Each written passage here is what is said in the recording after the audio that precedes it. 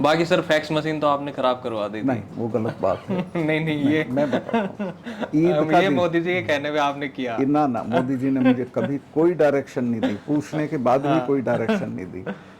ईद का दिन था, मेरा रसोईया भी छुट्टी पे था, मैं 4 बजे दिल्ली से पहुंचा हूँ।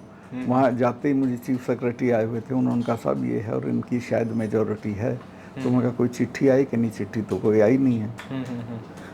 तो मैं कहा भाई मेजोरिटी का हम आदर करेंगे, लेकिन जब हम कोई इसका एक सिस्टम है, सरकारें जो हैं वो ट्वीट करने से नहीं बनती, उसमें आपको अपनी मीटिंग करनी है, आपके लोग आपको चुनेंगे कि हमारे नेता हैं, फिर आप दावेदारी करेंगे, फिर जो आपके सपोर्ट पार्टीज़ हैं वो अपनी मीटिंग करके आपको कहेंगे हम इनको सपोर्ट देंगे। वो सारा जो मटेरियल है वो जब गवर्नर के सामने आएगा तब वो डिसाइड करेगा। इनमें से कोई चीज़ मेरे पास इन्होंने नहीं भेजी।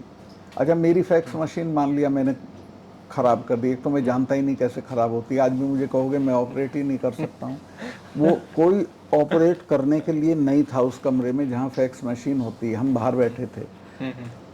उनके तो 1000 लोग थे जम्मू में, और जम्मू तक 3 फ्लाइट आती हैं शाम तक, सुबह से भेज देते किसी के हाथ अपनी चिट्ठी दावेदारी की, और अपने किसी दोस्त को फैक्स कर देते कि जा तुम गवर्नर हाउस तो बंद नहीं था, वो तो खुला, मैं तो 2 बजे भी लोगों से मिलता था। और फिर भी सर कोई ना कोई एक्सक्यूज तो आ जाता अगर वहाँ पे सरकार।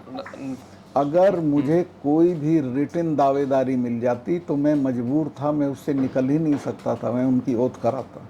अच्छा, आप ओथ कराते। हाँ, और हमने तय कर लिया था, मैंने भी चीफ सेक्रेटरी ने, कि हम इलीगल काम बिल्कुल नहीं करेंगे। उनका दावेदारी आ जाएगी, ओथ करा देंगे। 8 बजे तक उनकी दावेदारी नहीं आई, 8:15 बजे मैंने डिसॉल्व कर दिया। अच्छा, 8:15 आपने डिसॉल्व कर दिया।